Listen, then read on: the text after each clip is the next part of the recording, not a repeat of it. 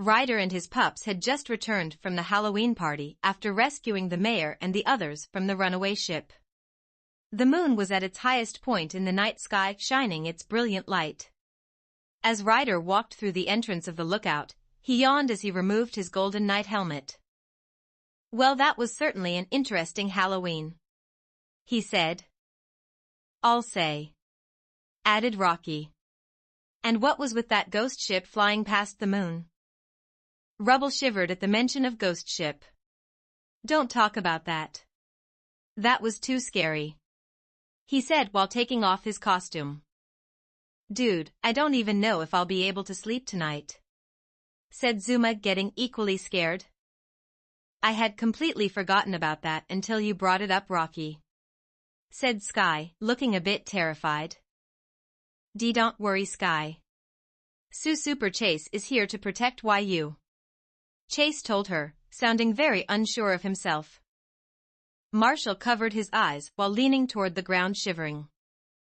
"Can Super Chase protect me too?" he said shakily. Ryder smiled sheepishly, watching his pups get worked up over something that he was sure wasn't a big deal. "Guys, calm down. There's a logical explanation to what we saw. There's no need to lose any sleep over it," he tried to reassure. "And what's that?" asked an unconvinced Rubble. Ryder rubbed his chin, thinking quickly of a calming answer. "Well, it could have just been a cloud." "A cloud shaped exactly like a ghost ship?" Rubble argued. "I'm with Ryder," chimed in Rocky. "I'm sure it was just a cloud. With all that went on tonight, it makes sense that our imaginations would run a little wild." "But dude, we all saw it. It's pretty unlikely that all of us would imagine the same thing," Zuma countered. "Not entirely. Sometimes our minds can perceive certain figures and images the same way another's mind would," explained Ryder. Exactly. Thank you, Ryder," Rocky co-signed smugly. "Yeah, I'm still not convinced," said Rubble. KRAKOW. "Yaha!" Marshall screamed, diving behind Chase and clung to his leg, shivering. "Marshall, it's just lightning," said Ryder. "But the skies were clear not too long ago." "That's too freaky," replied Sky. The 5 pups began to talk amongst each other with frightened faces. Rocky and Ryder turned to face each other before huffing. Ryder then faced the group again. "I'm sure after a good night's rest we'll all be able to process things more logically," he said. Ryder, can I sleep in the lookout tonight, please?" Marshall asked, giving him the puppy dog pout. The other 4 pups joined him as they faced Ryder and whimpered. Rocky rolled his eyes. Ryder stroked his chin. He knew it wouldn't help the situation if he told them that they had to sleep outside. "All right, you can all sleep in here tonight," he replied. The 5 breathed a sigh of relief. "Thanks, Ryder," said Marshall as he licked Ryder's hand. "Well, I guess I'll be the only one sleeping in my pup house tonight," Rocky said smugly while walking off. "If I see the ghost, I'll be sure to yelp for help," he joked while the lookout doors closed behind him.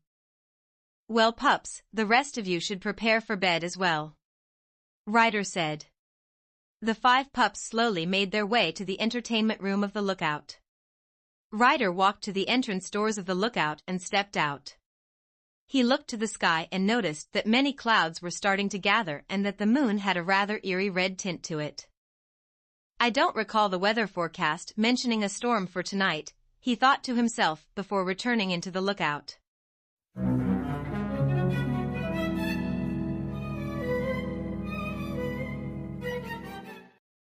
Rocky was inside of his closed pup house preparing to lie down. His costume was messily placed on the floor. He turned on a little night light before sitting on the floor and getting lost in his thoughts. As much as he didn't want to admit it, the other pups' counter-arguments on what they all saw had really gotten to him. He wanted to be brave and believe that it was all their imagination, but something kept tugging at the back of his mind, telling him otherwise.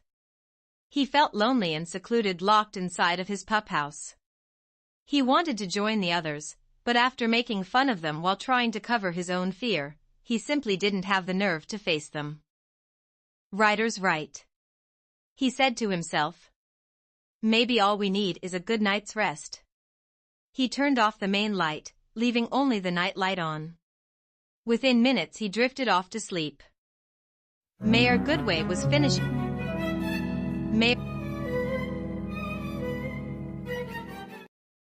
Goodway was finishing off the last of some Halloween candy while sitting in her recliner watching TV with a frightened expression.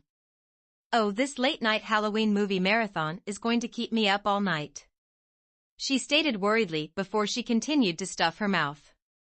As she crunched on the next pieces of candy, the TV and power within her house shut off. Mayor Goodway jumped with eyes darting back and forth across the room. Chicoletta, are you messing with the fuse box again?" the mayor questioned. "Those who gaze upon the moon as I pass shall soon find that night to be their last," uttered a mysterious voice. Who said that?" the mayor asked as she became more uneasy. Crash. The sound of breaking glass coming from the kitchen was the only response she received. She was now in a complete panic. Wearing only her nightgown, she made a dash for the front door. Once her hand touched the doorknob, she began to call out to her beloved purse chicken. "Chicoletta! Chicoletta!" she called. "Mommy's leaving. We need to get out of here." To the mayor's displeasure, there was no response from Chicoletta. She pulled out her cell phone and turned on the flashlight feature. "Chicoletta?" she called once more, her eyes searching the area. She moved the path of the light to the direction of the kitchen. She saw what looked to be loose feathers and gasped. She slowly crept closer to the kitchen, heart beating rapidly. Chicoletta, are you in there, sweetums?" The light shining from the cell phone was beginning to shake within her grasp. She stepped 1 foot into the kitchen and began to move the path of the light to the left. When she caught sight of something, she instantly froze and dropped her phone. What she caught sight of was Chicoletta's head covered in blood with glass shards lodged in her neck, eyes, and face. The rest of her body was under the debris of a dish cabinet that had somehow detached from the wall. "Ee-hee-ea!" The mayor screamed a scream that seemed to echo all throughout Adventure Bay.